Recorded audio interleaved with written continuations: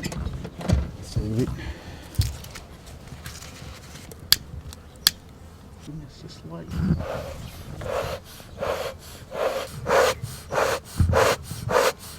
Calm them down in the way that they think there's a bushfire, and when they think there's a bushfire, they want to prepare themselves, so they gorge themselves on the honey, so they think if they have to leave, they can start a new colony with the honey that they've taken away.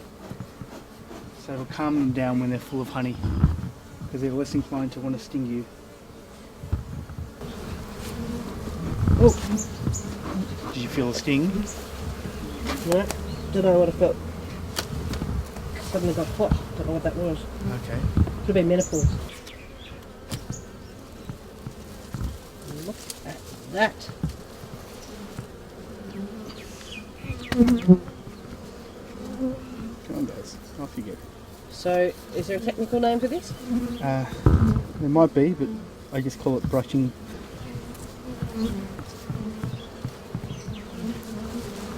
So they're getting a little bit angrier now, because unfortunately I have squashed one or two by accident.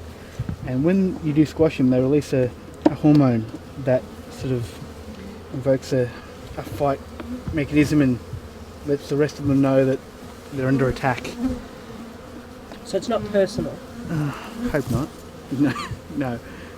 We're going to leave this for their winter storage, so that should be full of honey, so they can eat all that. We're going to take these two top ones away with us, and then in summer I'll bring them back, so they only have to worry about 2 hives.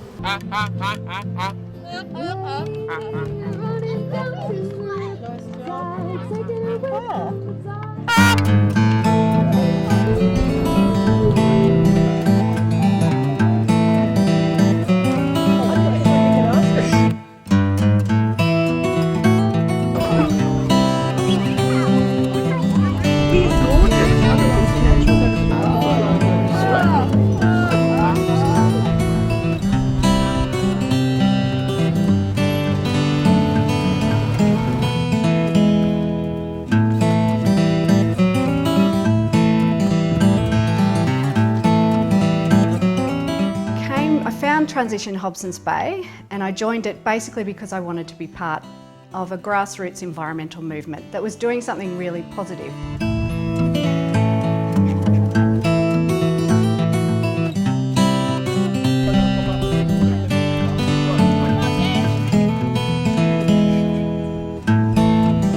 But one of the things that was so surprising to me was that I found community in that process. So whilst I came to be an active environmental citizen, I actually stay because I found amazing community members that I would never have really come into contact with in other parts of my life. We were talking chooks, that's right, and I said, oh, my chooks aren't laying at all at the moment. He reached under the counter and gave me a dozen eggs from his chooks, because I was in there buying chook food. And I was so thrilled and delighted. So I went home and brought him back half a dozen jars of jam. We both have community garden slots and come to this each month. In plain sight, gasping off your gut. It is hard to get the right person. Yeah. So how does the veggie swap work?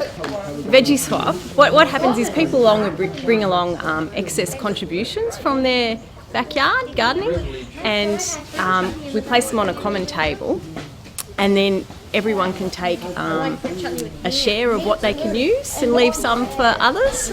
So it's a really nice way, and it just, it's self-regulating, and it's just lovely, because what ends up happening is you end up exchanging stories and information, and how do I cook this, how do I grow that, and there's all this knowledge here that gathers for an hour, and it's fantastic, yeah. There's a few of them in the area now. There's one in Williamstown, one in Altona, and there's other ones like Point Cook and further afield. I think there's one in Werribee, and they're flourishing. They're all over Melbourne. Yeah, so they're just lovely, and they build community, which was so surprising, to learn about that, and friendships, of course, yeah. That's right. I think I read recently there are over 2,000 transition groups around the world. It started in the UK, again, to develop a grassroots community project that would help with environmental issues, but also build resilience within community and do some of those things that have been lost to our communities, like Skillshare. Anyone know who made the scones? Can I ask you how you got involved in Transitions Hobsons Bay?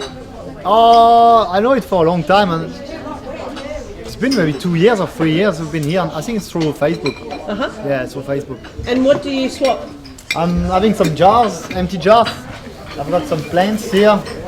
We call it money tree, this one I think, and yeah, few different plants. Money trees? Yeah, this one I think they call it. Yeah, of course. So we're just one little group, and there are thousands more out there. Yeah, I'm Kim Wood. I live in Williamstown. I've been on this side of town for about 2.5 years, and one of the first things I found when I came over here was a flyer for THB, and these were all the things that I was interested in, so I became involved. Also turned out to be the right group of people to set up a LETS system. So LETS stands for Local Exchange Trading System.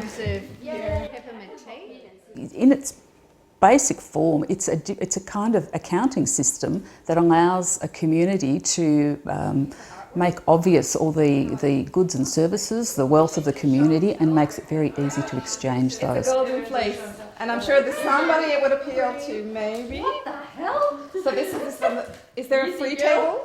So it can sit very comfortably alongside our cash economy. It's another way of trading and exchanging goods and services within a community. There's an app now that you can record all your LETS transactions. It's really easy. We have a website, easy to log in. We're all linking up. This is becoming the global community. It's a great way of doing things. Like, our society is so built around consumerism. We need more, we need more, we need the newest and the latest. There is definitely a feeling among some people now that that's not right and it doesn't work any longer, and it's in fact making us more unhappy rather than happy. It's the vision for this that there's really a better way of living. I think we've outsourced too much of our lives in the name of convenience, and really we've lost a lot of what's important about being part of a community, about the connections that a community can have, and the depth and richness that can bring to your life.